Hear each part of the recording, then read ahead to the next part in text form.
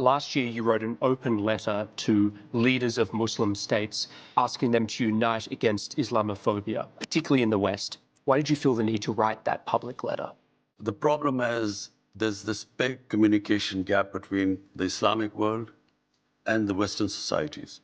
It happened after 9/11, when the word Islamic terrorism came into currency. The moment you say Islamic terrorism, the man in the street in the West thinks that there's something in Islam which leads to terrorism, or Islam causes radicalism. After 9/11, any time some terrorist act went on where a Muslim was involved, the entire 1.3 billion Muslims started becoming targets. Just across your border in Western China, the Chinese government has imprisoned more than 1 million Uyghur Muslims in re-education camps. The Chinese government has tortured Muslims, forcibly sterilized them, and they've destroyed mosques in Xinjiang and also punished Muslims for fasting, praying, even giving Muslim names to their children.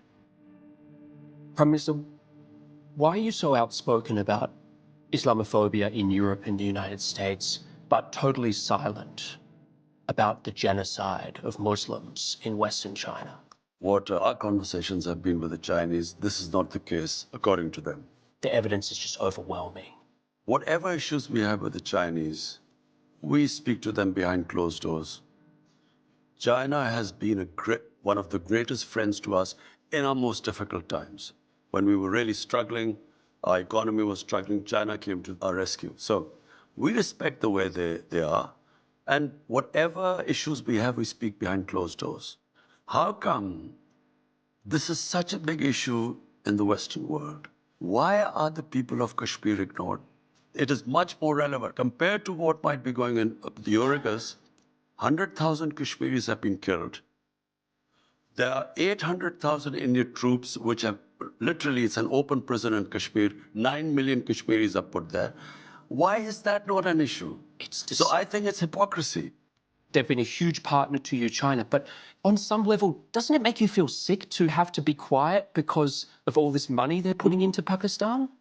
I look around the world, what's happening in Palestine, Libya, Somalia, Syria, Afghanistan. Am I going to start talking about everything? I concentrate on what is happening on my border, in my country. This is on your border. Which is part of, no, that is part of Pakistan. 100,000 Kashmiris are dying. That concerns me more because half of Kashmir is in Pakistan. This is a grotesquely large human rights atrocity. First of all, I'm not sure about that because our conversations with the Chinese, this is not the picture that comes from that side. So just to put a fine point on this, you are not in any way concerned about the Muslim Uyghurs in Xinjiang?